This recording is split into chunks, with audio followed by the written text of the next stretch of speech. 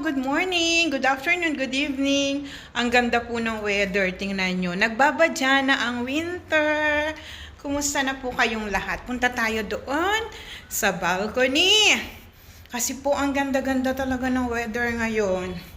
It means to say, pa-winter na. Uy, umayos-ayos na yung kilay ko kasi pangatlong araw na ngayon. Ay, pangatlo ba?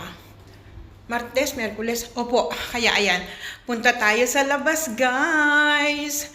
Tingnan nyo naman ang mood ng dagat. Winter na talaga. Sana nga. Tingnan nyo po ang mood ng dagat. Ayan, guys, oh. Gloomy day. Doon din, gloomy. Gloomy day, ayan, oh. So, ayan po ang mood ng dagat ngayon. I-ano ko kayo, baligtad natin yung cam. Ayan, guys, oh, tingnan nyo naman. Gloomy day. It means to say, malapit na ang winter. Tingnan nyo. Tingnan nyo doon. Diba? Maraming tao sa cornice. Doon tayo. Tingnan nyo, guys. Oh, diba? Ganda ng panahon. Tingnan nyo.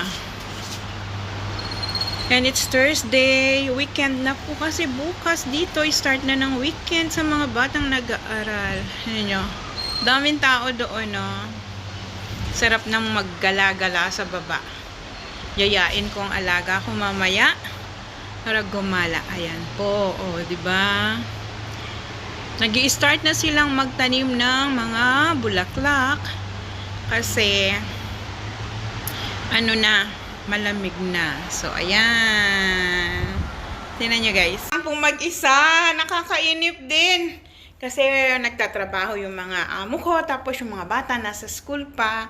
So, ako lang mag-isa hanggang alas 3 ng hapon. Pero ngayon, Webes, hanggang 2 o'clock lang yung mga bata.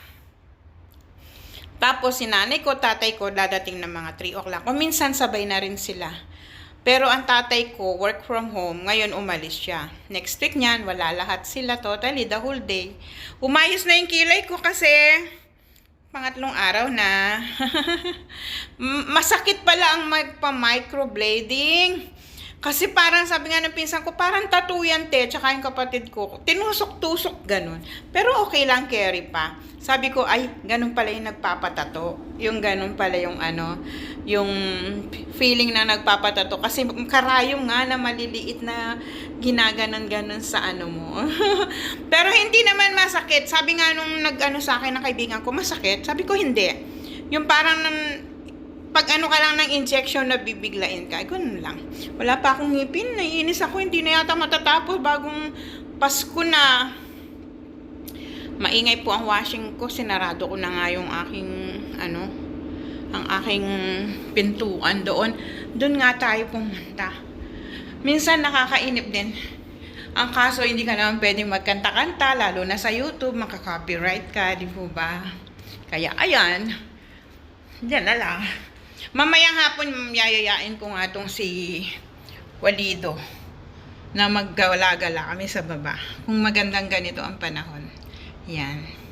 Ganda naman ng buhok ko. Buhok lang ang maganda, ha, hindi ako. Buhok lang ang sinabi kong maganda. Ay, naka-ano yung laptop. Naka-on. Tingnan nyo naman ang labas. So, ayan. Nandito kasi ako sa salas. Sa salon. Ang tawag po dito sa salas ay salon. Nung bago-bago ako, sabi nila, nandun sa salon yung ano, sabi ko, ba't nasa salon? O nasa salon? Sino nandun sa salon? Sabi ko, yung pala, salon means sala. Yun. Ang ingay ng washing. Kunin ko lang to. Pinagkainan ni tatay ko. Yan. Tahimik po pag wala sila, di ba?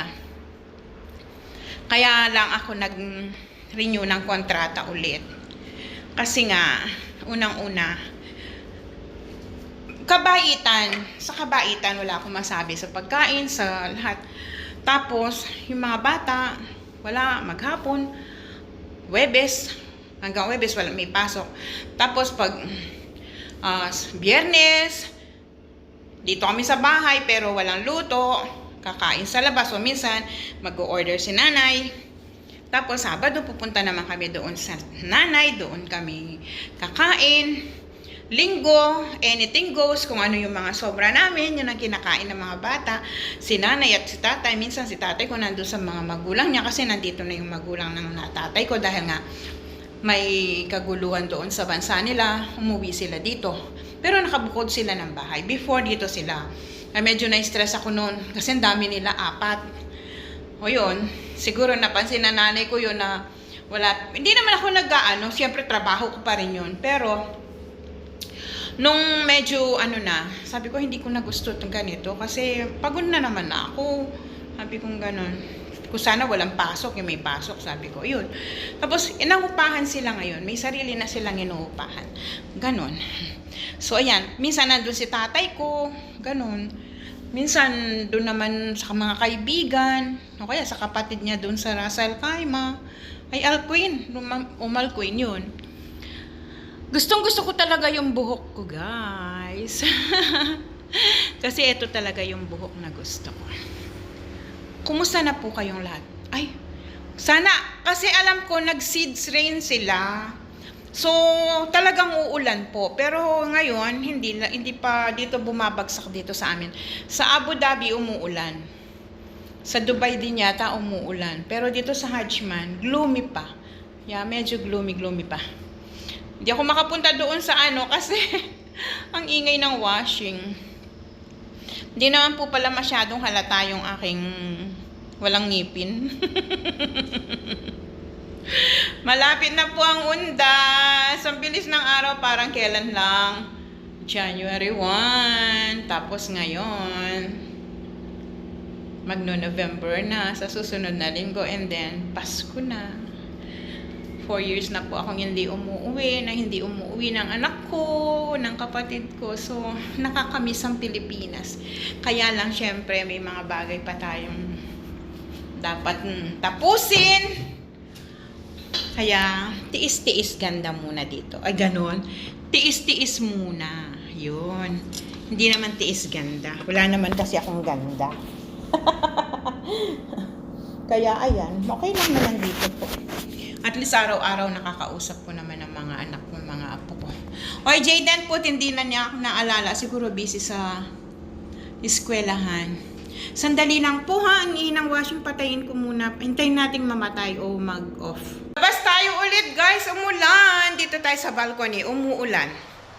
Pero hindi pa naman gaanong malakas. Tingnan nyo ha. Tingnan nyo, umaambon na. Ayan guys, umulan na basa na yung kalsada. Umulan. Tingnan nyo, umuulan. Tingnan nyo naman. Ang sarap bumaba. Na yung mga tao hindi man umalis doon kasi bihirang-bihira kasi ang ulan. Kaya gustong-gusto nila yung ulan. Tingnan nyo, tingnan nyo. Zoom natin ng konti. Diba? Umuulan. Huwag sanang mahulog ang aking mobile. Umuulan, umaambon. Guys, tingnan nyo yung mga tao. Dami Kanina, sabi ko umaambon. Pero talagang umulan. Napakalakas. Tingnan nyo naman ngayon. Tingnan nyo yung mga tao. Umaambon na naman. Ito pa. Yan, paulan na naman. Yan yung mga tao guys. So, tingnan nyo. Dito po kami nakatira sa 9th floor. Maalikabok kahapon naglinis ako dito pero ngayon meron na naman. Ayan, nag-aano yung mobile na binabawal yung mga tao na wag lumusong sa dagat kasi malaki ang alon. Ayan guys, yan yun. Tsaka, alakas ng ulan. Ayan Ayan yung mga tao pinapaalis ng mobile car. Ayaw nilang pumunta doon sila sa may ayaw nilang lumusong yung mga tao kasi nga lakas ng alon, ang laki ng alon guys. Ayan, yung mga tao lumabas yung mga tao sa kuta nila. Tingnan nyo, Ayaw nilang may lumusong sa dagat sa sobrang laki ng alon. Delikado. Yan. Muulan, guys. Palakas na yung ulan. Yan. Anyway, masok na ako. Anyway, guys, magpapaalam na ako. Gabi na. Anong oras na? 5:30 na. Dito kami sa salon ng aking alaga. May sarili po kasi siyang salon. Sa aming dalawa pag nakaupo kami dito. Ayan siya, ayan siya. Pasilip ng kote. Naglalaro siya hanggang mamayang gabi. Kasi walang pasok bukas. So, what time you will sleep tonight? No. 8:30? There's no school tomorrow. Supposed to be? What time tomorrow? Ayun, tonight. 10:30. 10:30 daw siyang matutulog kasi walang pasok bukas. But if there is a school, you sleep at 8:30. Yan. 8:30. And if there is no school, 10:30. O, ganun po yun. Automatic yan. Pag walang pasok, 10:30 siya matutulog. Or 11 onwards. Ganun. Pero pag may pasok, automatic yun na 8:30. Alam niya yon. Kapag hindi ako lumalabas, siya mismo papasok sa room ko. Sabi niya, time for me to sleep. Anyway, guys, magpapaalam na po ako.